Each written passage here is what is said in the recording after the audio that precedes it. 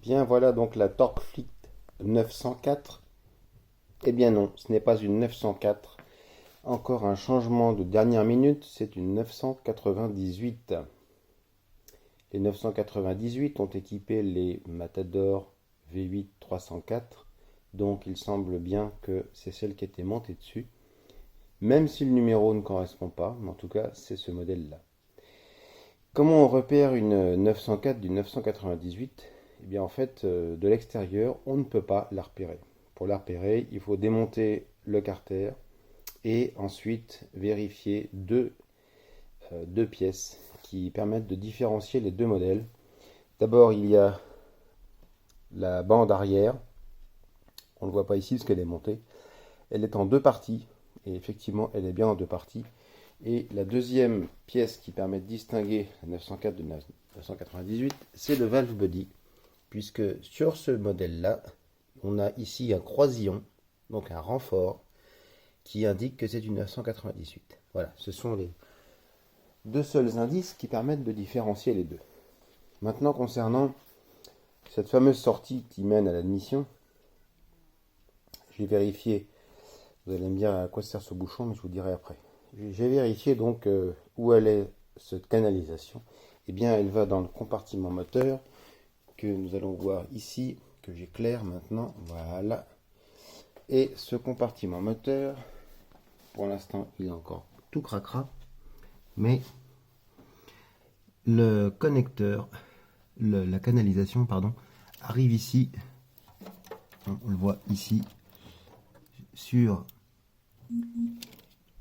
une espèce de mano de pression d'huile avec un contact.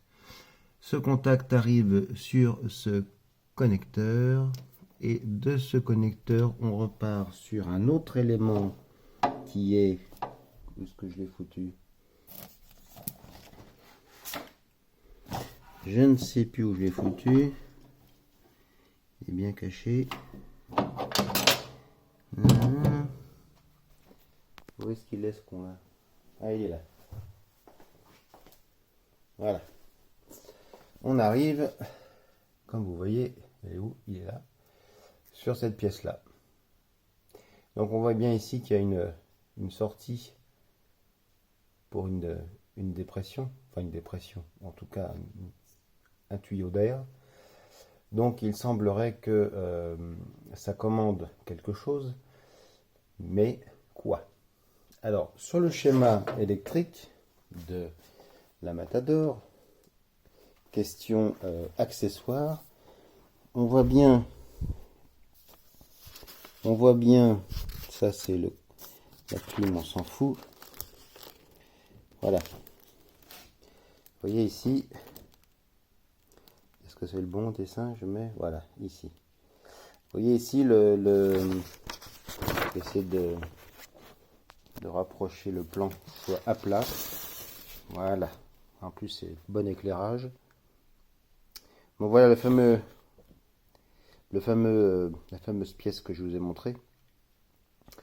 Avec les fils orange, on voit bien. Et ici on a le third gear switch on transmission. Donc ça veut dire que d'après le diagramme pour le Matador 10 et 80 série, eh bien, il semblerait que sur les boîtes de vitesse, il y a un switch quand on enclenche la troisième.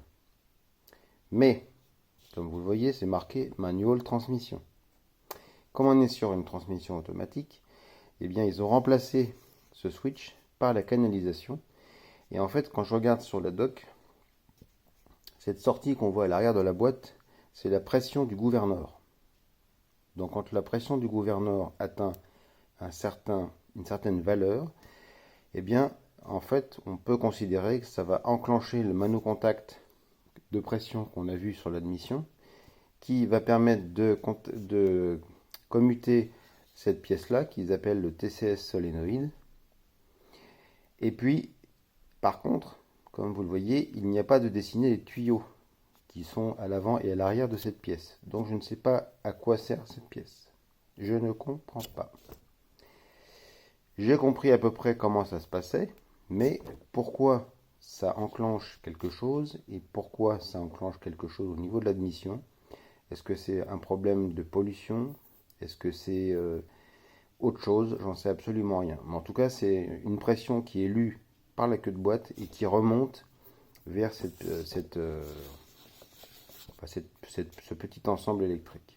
Voilà. Donc là, mystère et boule de gomme. Donc je fais appel à vous, à vos lumières, si quelqu'un a déjà vu ce genre de schéma. En plus, vous voyez, c'est marqué California Cars Only.